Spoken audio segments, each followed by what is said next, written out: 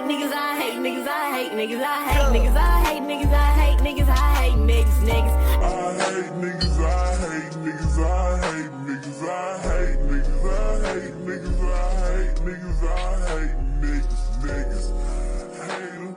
I hate niggas, I hate niggas, I hate niggas, I hate All right. Hey guys, and welcome back to another episode of Maybe It's Me. We are on the third episode, and I'm just so proud of myself for doing the damn thing. This past week, I've been under the weather, and I've concluded that it's that time of the month for me. hmm I have woke up the past few days in a mood where I feel like the world and everyone in it is out to get me. And when I get in that mood, just leave me alone. I've just been emotional, moody, and overall over the usual antics that come my way. To share a little insight, I have been harassed for 3 consecutive weeks now, and I wish I was making this shit up. Oh, to add, it's all done by the same guy. And the most recent time happened on Friday when I was on my way home from work. This man is sitting across from me, and I'm not the type to stare down at random NPCs that I come across in life. I'm not too fond of it happening to me, so out of respect, I mind my business. I don't recognize him, but I see his hand in his pants. I think it's a bit dirty, but people just don't give a fuck in public sometimes, so I continue minding my business. Who am I to call something out? Yeah, no, that's not me. I look up again to see him with his hand still in his pants. Not only that, but he's staring at me. Mind you, it's a guy standing next to me. So I'm looking at him as if he notices what's going on. This man is in his own world as well. Uh, the pervert starts signaling me or doing some weird finger notions. I don't know what the fuck. Basically saying he don't give a fuck. I found myself feeling the same way that I felt the other 2 times. Stuck, uncomfortable, and couldn't believe that this was happening and with the same fucking man. Eventually, I got to my destination, but more of the story is that I hate people, but I really hate men. I hate niggas, I hate niggas, I hate niggas, I hate niggas, I hate niggas, I hate niggas, I hate niggas. I asked you guys what you wanted to hear this week, and thankfully, to those who feel the same, this episode will be about my disdain for them. Uh, Before I start, I would appreciate if you all shared, commented, and showed love for this podcast. It would really mean a lot to me. Also, thank you all for 50 plus downloads. I feel like a star already. Throughout my life on earth, men have shown me every day that they are trash. The first man who disappointed me in life was no other than my father. I have never met a person who's more manipulative and adamant about a fixed perspective than he is. Well, the topic is man, so I'll stick to that statement. And before the questioning starts, yes, I am a man. So trust, I know, men are garbage. I'm just not included though. Being the angel that I am, I was never the hard cut boy drawn out for me by society. I would cry before I raised a fist. Do you all know the brief story that I gave in the last episode where I was jumped in middle school? To add continuity, my dad wanted to be the Superman he portrays himself to be and teach me how to man up. Mm. I remember my dad getting boxing gloves that same day to teach me how to fight. I was so over it because there's just so many things I need to know in this world, but you're jumping for joy about fighting. Okay. He could tell I was reluctant to the idea, but he didn't care. So he set that lesson up. Fast forwarding to the lesson, he started to hit me and said I needed to hit him back. But I just did not want to. I don't like fighting. So, yeah, he did not like that one. He would continuously punch me as the hits got harder until I hit him back. Mind you, his girlfriend was in attendance at the time and just watched. Let's just say it continued until night and forced to end since I didn't eat dinner. I remember I remember having a bruise on my arm, a purple bruise on my arm because he just kept hitting that one spot repeatedly. I honestly forgot when it went away. Probably a week or so. But this experience and many others like it has shown me the weight of societal expectations and the disappointment that men can bring. My sexuality honestly didn't come into play until middle school. Before then, I was approached abrasive by particular girls who liked me. For example, in elementary school, this girl named wanted me to meet her in the restroom, and she was already talking to another boy. Yeah, I don't fucking know.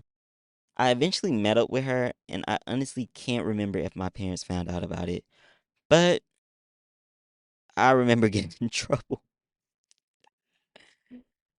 My mind is still fogged about the whole ordeal, but that's neither here nor there. It seems as if throughout my experiences with boys, I've always attracted the emotionally unavailable. Something about a man who's not healed from childhood trauma and carries it on to their life just, oh, just gets me so hot. Yeah. At first, I internalized it, making me think that this is what I deserve. Just little old me that went through my rightful share of shit in life. What makes me think that I deserve someone who shows common decency and respect?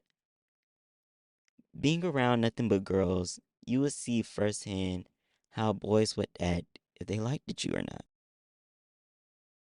Every Valentine's Day, dance, and birthday, I would see the guys creating their own creative ways to make them smile.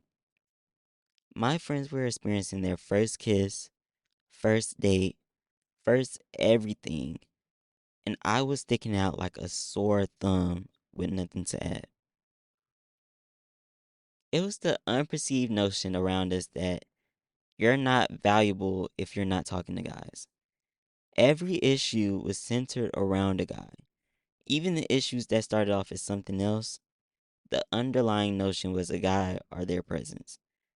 The air that surrounded this propaganda was so contagious that I started to be influenced to rush things I knew in my soul weren't suitable for me. It will only worsen as we hit puberty and enter high school. Truthfully, even now, my dating experience is very limited. I talked to my first boy in high school, surprisingly. He was a senior and I was a freshman or junior. I don't know for sure. I can say Reflecting back on it, I didn't like him entirely. He was one of the rare gay guys there, and my chances were slim to none.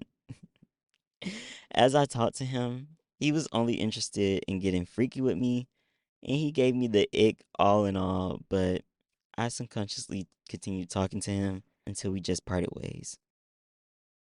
It's just funny to me because my friends were hyping it up at the time, but whenever we saw each other in person, we were awkward and we just looked like oil and water. Like, I'm, ugh. If I could clone myself, I would literally beat the shit out of me for knowing I didn't like him, but still talking to him. I don't, it's okay. You live and you learn. You live and you learn. Ugh. As I continued to embrace who I am and become more comfortable with my identity, I guess my interaction with guys would become weirder.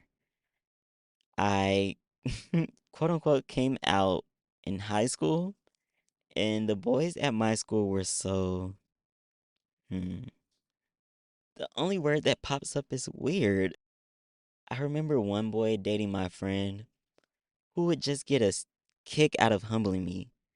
It would be mostly borderline negative interactions to minimum positive ones. Mind you, this man is a grade higher than me. But it wasn't just me, it was the girls too. I realize now, maybe he was insecure. Not even a maybe. I know for a fact now he's insecure. Don't ask me how I know. Let's not get into the male friends I had before coming out. When I tell you a complete 180, I was ushered out into the abyss and welcomed by the girls. They would literally get mad and tell the girls that it's okay for me to be gay, just not showing it. Like, excuse me, who the fuck are y'all? What makes the joke even funnier is that their own friends are just like me, but will forever hide because they care about the validation of other fragile men instead of their own. I would forever come into contact with guys who overextend their sociability and straddle between the line of friendliness and flirting. If I play into it, I'll be chastised and portrayed as like every other gay man in their eyes, promiscuous and with no ability to maintain strictly male friendships. If I don't play into it, they get the satisfaction of exploring their weird fantasy of luring the same sex into wanting them.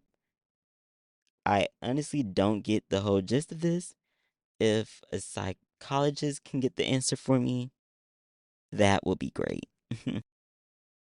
I'm forever on the side of playing dumb, but in high school, my need for male validation was so dire that I entertained a guy who I knew would not claim me to anyone. I started to become someone I would talk down on, breaking the girl code just to get him. I was so down bad. His actions and words were so crystal clear about wanting me for sex, but I wanted more than that. uh, he would pick me up from my house and take me to school, but I would enter at different times and text. I felt wanted, even if reality was not the case. Eventually, being secret was never a thing for me, and one by one, I told my friends about this godforsaken rendezvous. The majority of my friends were happy for me, even the one I broke the girl code for. But I think she was relieved that her suspicions were correct. However, the last friend I told gave the same reaction, but little did I know, this bitch went and told the boys I was previously friends with about the escapade. Shortly after that, in less than 12 hours, maybe even less, the whole school was aware of it. Oh, I forgot to mention that he was talking to a girl at this time, and she found out. My reputation was immediately changed to the boy messing around with him. When I tell you, no boy wanted to be around me because the belief was that I could turn straight boys gay.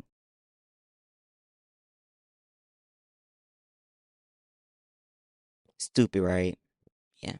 This situation was blown up so messy for all the wrong reasons. My senior teacher was talking to me, the guy and the girl, on several occasions, trying to get his own scoop of the tea with no desire to squash it. I was even nominated for most drama or something similar to that.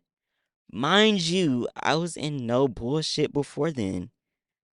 Even with him, he was excluded from those same friends. And looking back on it, yeah, I was selfish to not realize the detriment I put on him. That's probably one of the few things I wish I did better in life, but you live and you learn. So much more could be said, like her wanting to fight me, her getting into a fight with his best friend, him still talking to me after the fact, just all funny. On to a positive spin, I guess. I went on my first date that next year at Juicy Crab with my lovely ex. That day was so happy for me. I felt like a prince on top of the world, being courted and admired.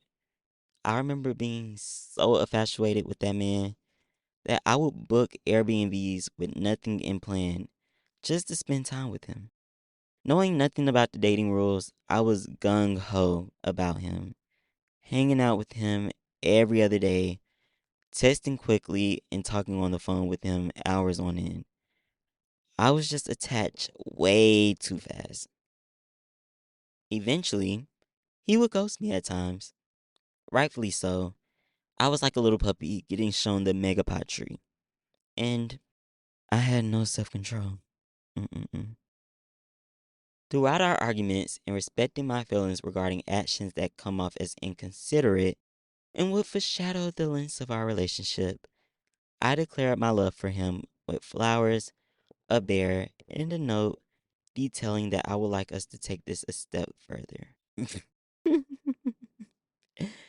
He appreciated the gesture and ultimately declined, saying he was not ready for a relationship right now. Listen here, ladies and gentlemen, take it from me. If a man tells you he's not prepared for a relationship, take that man's word and leave him alone. Don't take that as an initiative to try and change his mind. That is not your place. You don't know him. He will put your ass through the ringer if you allow it. Save yourself the heartbreak. I promise you. So, I was hurt, but I eventually got over it. And 2 months later, he did the same thing with me, saying he was ready to take this to the next step. I reluctantly agreed like a dumb bitch and started to sleep over his house. His parents went on vacation at that particular time and were away for a week. So he invited me over. Before that time, I had a fear of dolls and I didn't care about the size or what. I did not like them. Now, because of his dog, which is so chill and laid back and elderly, I think they're kind of cool. Still, my heart sends for him and I hope he's alive because he's literally the most relaxed dog I've ever met. Shout out to him. Okay, back to the topic. While I stayed over at my ex's house, he went to work. Everything was chill until I started to get bored of what I was watching. My ex had an Apple TV. I don't know whether it was God or what, but I was scrolling through the apps until I reached the photos. I clicked them, not to be invasive, but to see life from his eyes. I was obsessed. Sadly, I didn't get to see life. I was met with screenshots of him texting this guy who hates my guts to this day about how he can't talk to him anymore. When I tell you heart shattered, mind you, he told me that he never went on dates with him, even though a friend informed me. He came back from work, and I remember I was listening to Kalani's Valentine's Day. Just furious that he started off lying to me. I told him I didn't care what the explanation was. Take me home and we're done. I remember crying on my way home to my mom and remembering it was late at night, not knowing I would be in this predicament a dozen more times. Everyone talks about the warning signs in a heteronormative relationship, but no one speaks up about those that don't fit into the criteria. How would you react to your boyfriend being subscribed to his friend OnlyFans for months and telling you he has no money to take you out or to purchase you a handwritten card?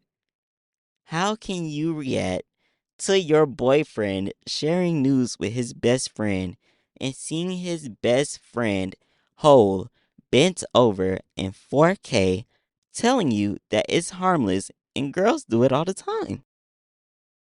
How can you react to your boyfriend showing his fat ass butt to the guy who hates you and subliminally dish you continuously and tells you that he was just venting about the relationship?